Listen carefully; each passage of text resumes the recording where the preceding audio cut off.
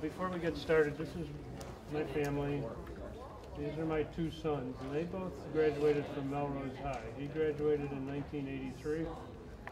He graduated in 1986. He went to Princeton, but he was ROTC. And after Princeton, he spent 20 years in the military. He was over in Somalia for the big Black Hawk Down event in 1993. He served in Iraq. And he also was on the faculty at West Point. Is Princeton in California, right? Huh? Princeton is in California. Oh, New Jersey. New Jersey. What are their names? What are your sons' names? Oh, that's Dan and that's Chris.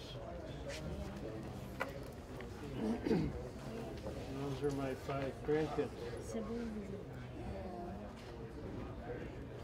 Actually, this picture is a little dated because he's in college now.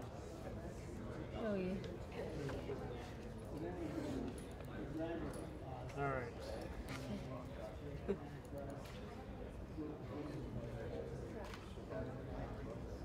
I was kind of weird as a kid. I'd like to dress up as Daniel Boone. I would wear my coonskin cap to school.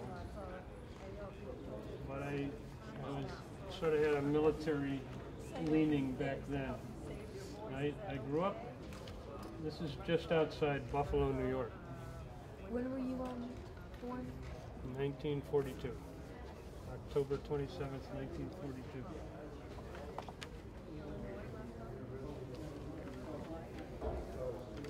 I graduated from high school in 1960.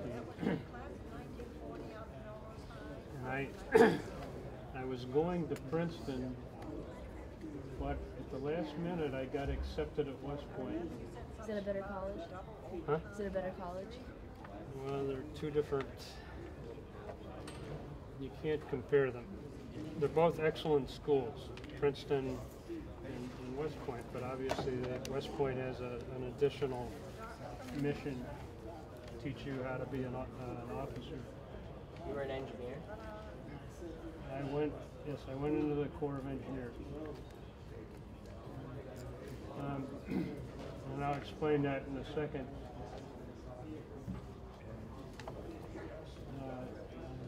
So I graduated from West Point in 1964. I was commissioned in the Army Corps of Engineers. And then I served a year in Korea.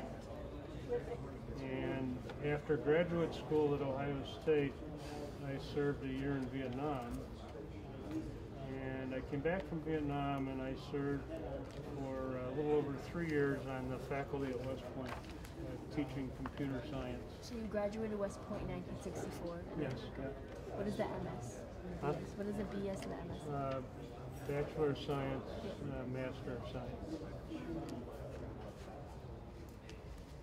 And then when I left West Point, the faculty in 1973, my active duty obligation was up, so I left the active Army. I stayed in the reserves, but I left the active Army, essentially became a civilian, and I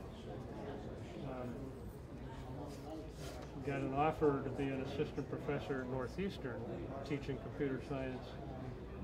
So that's how I ended up in Massachusetts in Melrose. You live in Melrose? Yeah. I came up to join the faculty at Northeastern. Otherwise, I didn't know anything about Massachusetts.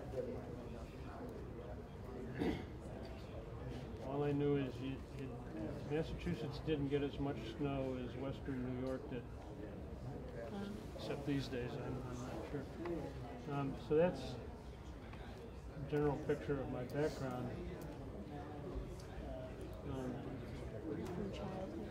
So what's a veteran? I like this definition here. An individual who at some point wrote a blank check made payable to the U.S. valid for any amount up to and including his or her life. That's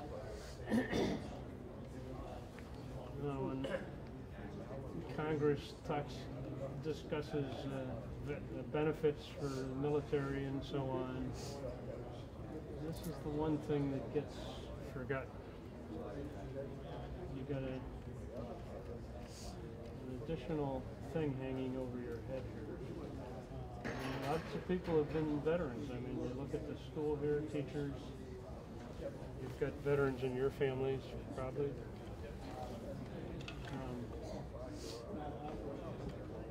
A little while later, I'll show you a Hollywood star.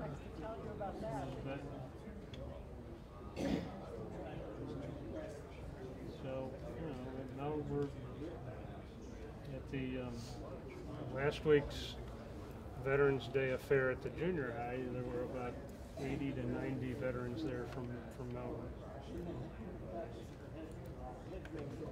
So, I went to West Point. My brother went to West Point ahead of me. He graduated in 1955. At the graduation, it was also the reunion of the West Point class of 1915 that included President Eisenhower, so he was there. Where was he? This was at West Point. So You took that picture? I snapped this picture, and then he walked over and shook my hand and said a few words to me. One of his classmates at West Point was General Omar Bradley. He's a famous World War II general. And I had a short discussion with him. I was just a little kid. I was in the 7th grade. But I decided at that point that I wanted to go to West Point. So in June 1960, I entered. And this is shortly after we entered. My class, we were called plebes. First year cadets are called plebes. I was in company M1, and this is me. You look happy. You look happy. All the rest looked. Oh, well, he's got a smile. Yeah, he was always kind of serious. He's serious. This guy, he was my favorite roommate. Unfortunately, he was killed in Vietnam in December of 1968. He was from up near Saginaw, Michigan. And he and I were alike. We both had never been anywhere away from home. We didn't know anything. Where was he from? Huh? Where was he from? Near Saginaw, Michigan. Oh, yeah.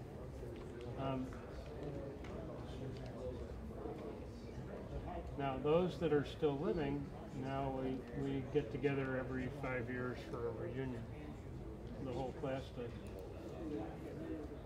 4 years later, June of 1964, I graduated.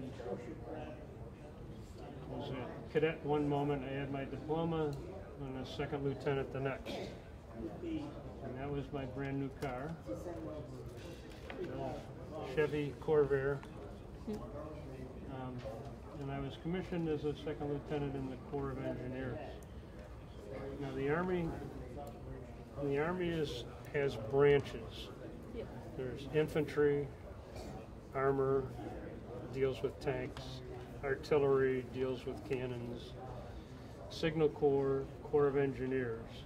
Those are known as the combat branches. And then there's other branches such as Quartermaster Corps and Transportation Corps. But at West Point, when you graduated, you had to select one of 5 combat branches. So I picked Corps of Engineers because I thought it would give me a few more opportunities in terms of education and experience, which it did. But the basic mission of the Corps of Engineers is to facilitate the forward movement of friendly forces.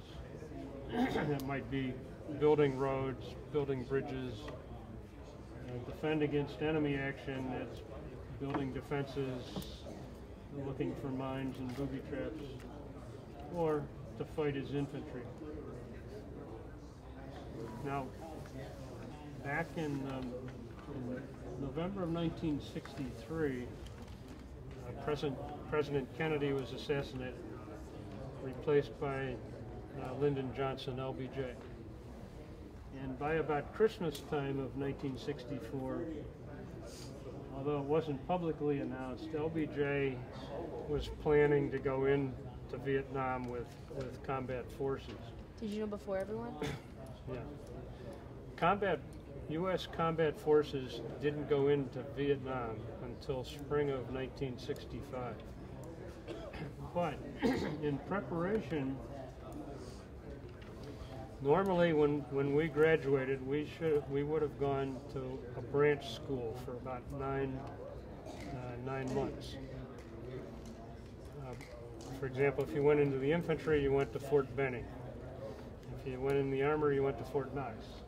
If you went in the Corps of Engineers, you went to Fort Belvoir, Virginia. And the idea was, in that branch school, you were taught the basics of what the branch did and so on, which was really important if you were going to be an engineer officer. Unfortunately, with our class, they said branch school is canceled.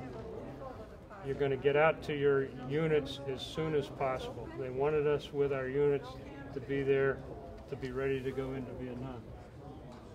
So, right after graduation, instead of the branch school, we were sent down to Fort Benning, Georgia. They did want us to go through the Ranger School. Airborne was optional. Ranger training has to do with small unit tactics, special operations, leading patrols behind enemy lines. So you were moved to Fort Benning. So I went down to Fort Benning. Parked my car in a garage in downtown Columbus, Georgia. Never saw it until, that was in the beginning of August of '64. I didn't see it again until the end of November of '64. Because I didn't need a car. I wasn't going anywhere. From January to November? From August to November. Wow. Because full-time I was engaged in this training.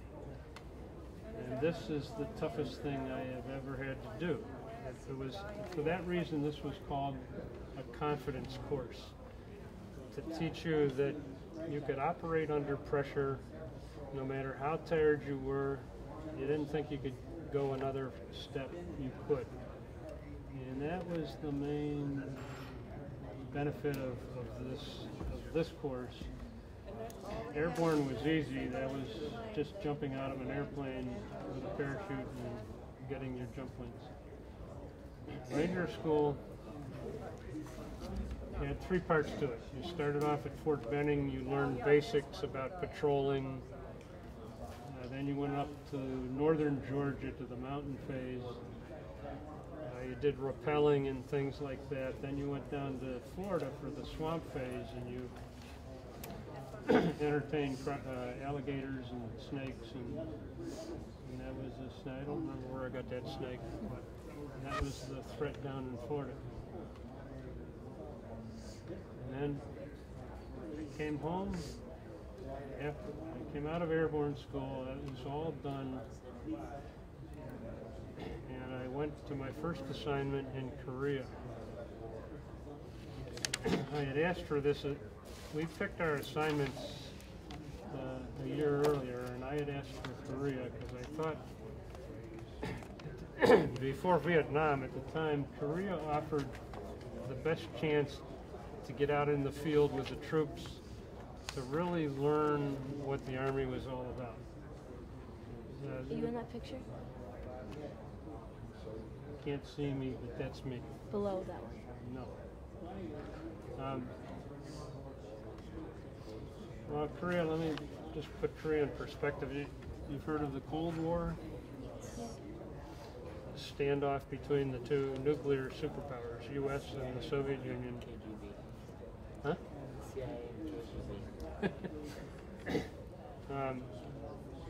It lasted from 1945 to the breakup of the Soviet Union in '91.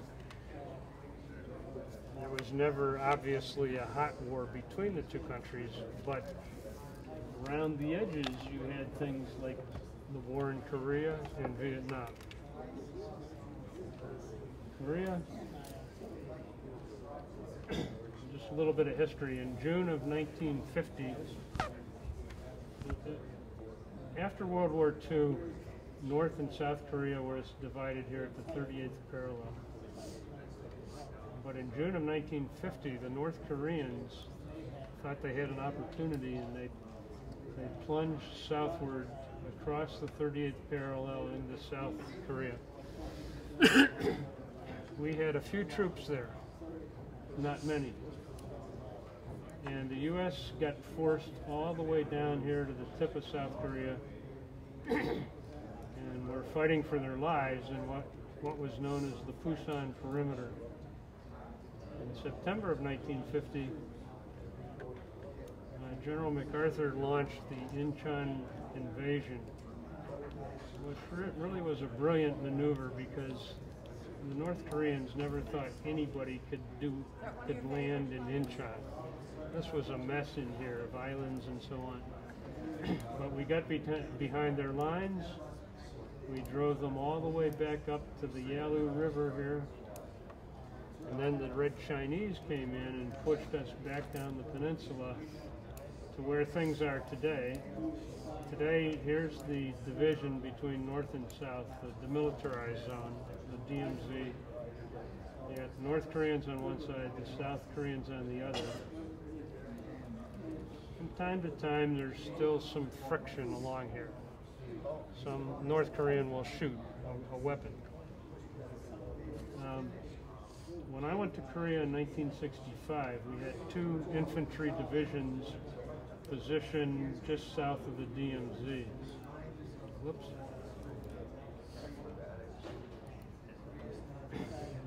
The infantry division consisted of about 16,000 troops.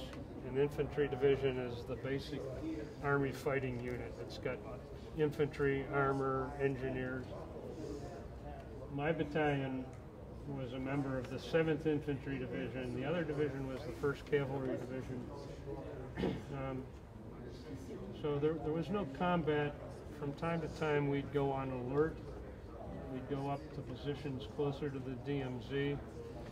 For example, when the first units went into Vietnam in the spring of 1965, we were put on alert for about a week out here, not sure what the North Koreans were going to do.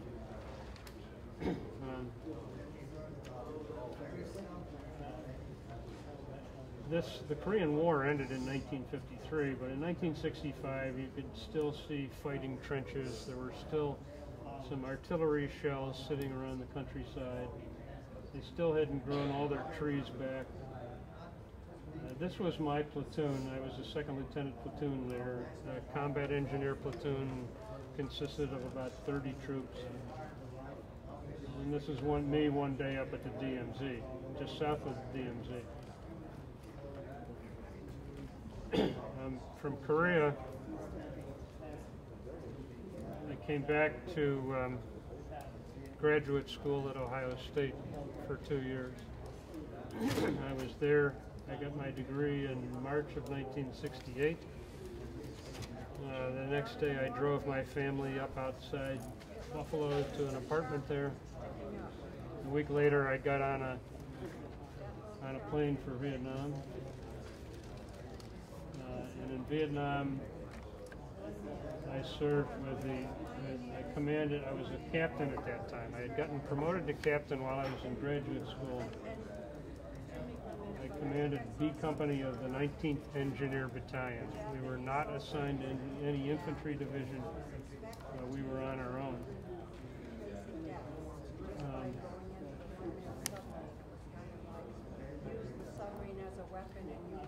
Vietnam, this is South Vietnam, North Vietnam up here. My battalion was stationed up in this area up here in what's known as Quang Ngai Province.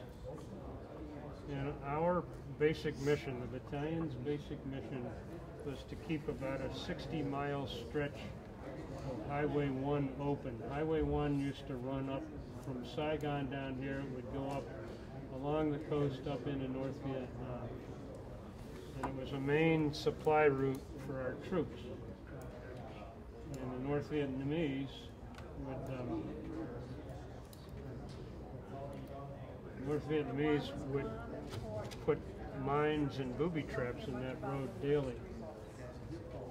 Today those are called IEDs, improvised explosive devices, which is a much better term than just calling them mines or booby traps. Who's in that picture with you at the top on the right? That is a movie star. Was a movie star. What's his name? That's Jimmy Stewart. You ever heard of Jimmy Stewart? Jimmy who? Jimmy Stewart. I think my grandpa. He's a famous actor. If you Google Jimmy Stewart, you'll see him. He's dead, but he was a famous actor. He also was a veteran of World War II. He and his wife had a son in Vietnam at the same time. And this was down at our battalion headquarters, about 60 miles south. My company was the northernmost company in the battalion. But I was down at battalion headquarters, and he and his wife just appeared, which surprised me because nobody ever came and visited us. It was not the kind of place you wanted to go. But about 2 months after this picture, unfortunately his son was killed in Vietnam.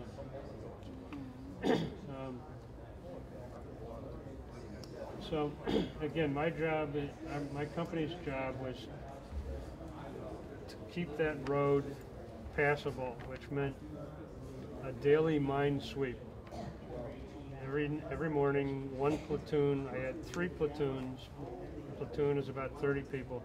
One platoon would go north by foot from our base camp. One would go south, and the job was to find landmines. But we had no way to do that. The only thing, nowadays you get some high-tech tools. Back then the only thing we had were World War II mine detectors which detected metal, but they didn't detect, these mines consisted, they'd take baskets or earthen pots and they'd fill it with about 30 pounds of explosive, normally they got from unexploded artillery rounds. And then inside they put a little blasting cap which sets off the detonation, and it's got 2 electric wires coming out which then get put in series with a battery. And then in that series you got a triggering device, so that everything would get buried underground and that triggering device would be just under the road surface. So you couldn't see them. Some of the soldiers would drag their feet and we'd find them that way, or they'd just see something different. But so it's possible in Highway 1. I'm sure there's still some mines under there that never exploded. But they, unfortunately, our battalion suffered the most casualties of any engineer battalion in the war, and most of those were from these mines and booby traps.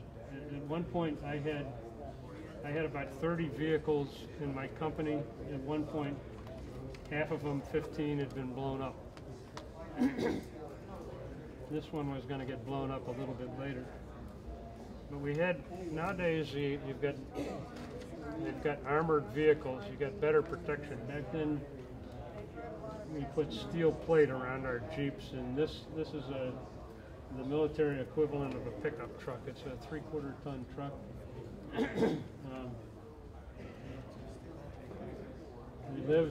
Our base camps were surrounded by sandbags. A couple years ago, D Company was awarded a Valorous Unit Award. I don't know why so many years later. I had no idea that was coming. Your company got the award? Yeah. Sometime later, that truck you saw unfortunately hit a mine, and there it is sitting down in a rice paddy.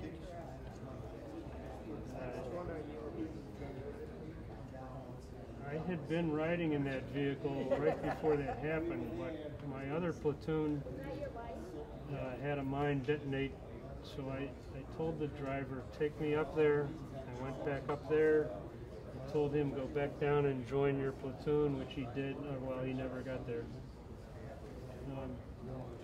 These are all those who lost their lives in the 19th Engineer Battalion. This lieutenant was one of my platoon leaders. He graduated from West Point 3 years after I did. This was our base camp. Our landing was called Landing Zone Max. Although these structures are above ground, we lived underground. We lived in bunkers dug out of the ground with palm tree logs on top with steel plating on top of that, and then a number of rows of sandbags on top of that. And then we bathed in rice paddy water. So when I came home, I took a shower for at least an hour. Just dirty. So here's some facts about Vietnam. I got a hunch that you maybe didn't protest on an awful lot. Vietnam vets represented almost 10% of their generation. What percentage of the American population do you think has served in Afghanistan and Iraq? 60. Huh? Yeah, No? 50. 15? 40, 40, 50? Yeah. 40? 20, Lower? Less, 5%? less than 1/2 of 1%.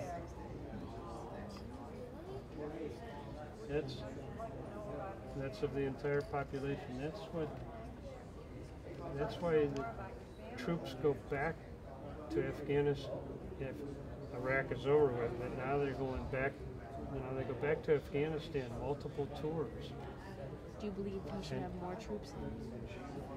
Well, yeah, and over half the troops that are there. About 5 or 6 minutes left. I'd like to bring everybody back together, veterans and students, over where we started this morning. So if you would head over to the Heritage Room area. Thank you so much.